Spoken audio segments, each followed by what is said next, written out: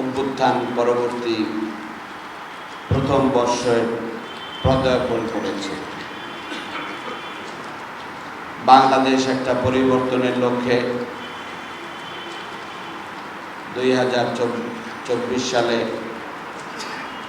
বাংলাদেশের ছাত্র, তরুণ, যুবক, সর্বস্তরের মানুষ বুকের তাজা রক্ত ঢেলে দিয়ে জীবন কোরবানি করে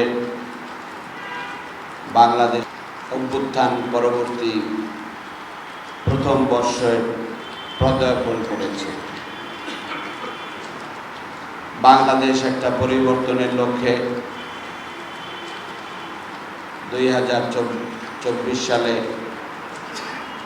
বাংলাদেশের ছাত্র, তরুণ, যুবক, সর্বস্তরের মানুষ বুকের তাজা রক্ত ঢেলে দিয়ে জীবন কোরবানি করে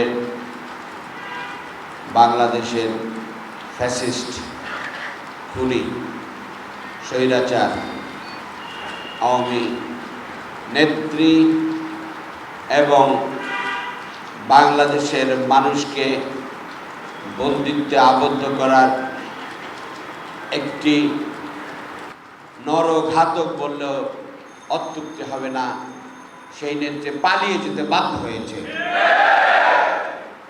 বাংলাদেশ মুক্ত হয়েছে। বাংলাদেশ 15টি বৎসর পর্যন্ত জুলুমের শিকার হয়েছিল। আমাদের নেতৃবৃন্দকে তারা বেছে বেছে বিচারের নামে হত্যা করেছিল। ফ্যাসিস্ট, খুনি, স্বৈরাচার আওয়ামী নেত্রী এবং বাংলাদেশের মানুষকে বন্দিত্বে আবদ্ধ করার একটি নরঘাতক বললেও অত্যুক্তি হবে না, সেই নেত্রী পালিয়ে যেতে বাধ্য হয়েছে। বাংলাদেশ মুক্ত হয়েছে।